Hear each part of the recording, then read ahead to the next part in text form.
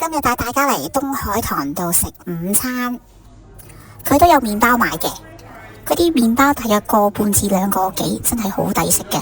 今時今日仲有呢啲價錢，真係去邊度揾啊？麵包就普普通通啦，佢啲早餐都唔差，我之前有食過，又有全日套餐，我見隔籬台都有食，都好大碟噶，仲有全日供應，都有好多選擇。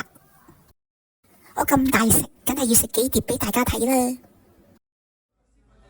嗌咗個腿蛋治烘底，我望落個蛋，以為都應該乾乾地，麻麻地，點不知食落口又估你唔到喎，佢夾埋個餐肉，蛋又滑，麵包又腍。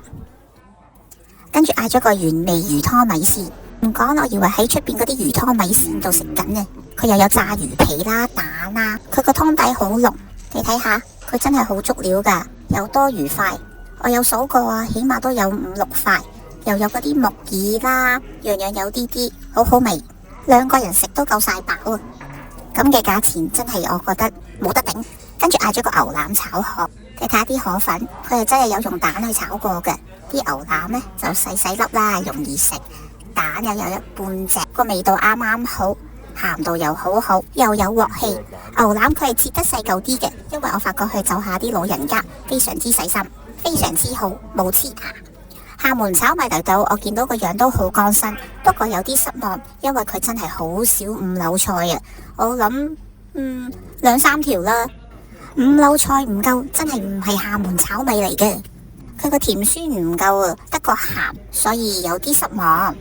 香嘅熱奶茶就普通啲呢，我嫌佢個茶味唔夠濃。咁嘅價錢包埋杯嘢飲，我都冇投訴啊！加1蚊2毫半改咗凍奶茶，茶底一樣啦，都係淡身，不過叫咗佢多奶，所以唔差。佢呢度冇俾單我，所以自己睇翻個 menu 啊，唔該晒。所以總括嚟講，服務環境價錢我都覺得 OK 嘅。